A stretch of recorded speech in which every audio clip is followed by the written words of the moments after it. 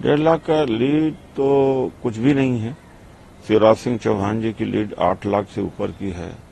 अमित शाह की लीड बहुत ज्यादा है। और यह कहा जाए कि मोदी जी हारते हारते बच गए और प्रियंका जी अगर होती तो 4-5 लाख वोट से वो जीत जाती।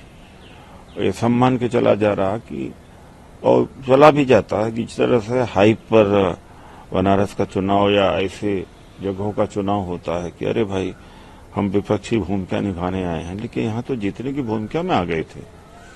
अगर हम लोग पूरी ताकत लगा दिए होते तो हो सकता है अजय राजे ही हरा देते। तो जो जिसके चेहरे पर पूरा इंडिया चुनाव लड़ा, उस चेहरे की आज ये हैसियत हो गई है। तो यह एडवाइस आरएसएस चीफ को पहले भी देना चाहिए था, तो कहाँ चूक कर गए हैं। और अब कम से कम मोहन भागवत के एडवाइस को मान लें।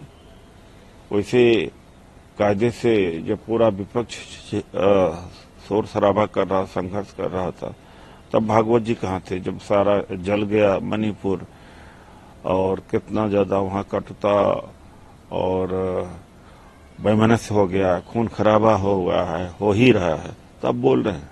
1.5 लाख का लीड तो कुछ भी नहीं है। शिवराज सिंह चौहान जी की लीड 8 लाख से ऊपर की है। अमित शाह की लीड बहुत ज्यादा है। और यह कहा जाए कि मोदी जी हारते हारते बच गए और प्रियंका जी अगर होती तो 4-5 लाख वोट से वो जीत जाती।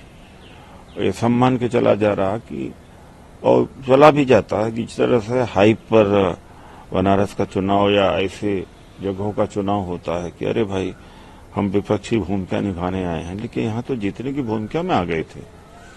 अगर हम लोग पूरी ताकत लगा दिए होते तो हो सकता है अजय राजे ही हरा देते। तो जो जिसके चेहरे पर पूरा इंडिया चुनाव लड़ा, उस चेहरे की आज ये हैसियत हो गई है। तो यह एडवाइस आरएसएस चीफ को पहले भी देना चाहिए था, तो कहाँ चूक कर गए हैं। और अब कम से कम मोहन भागवत के एडवाइस को मान लें।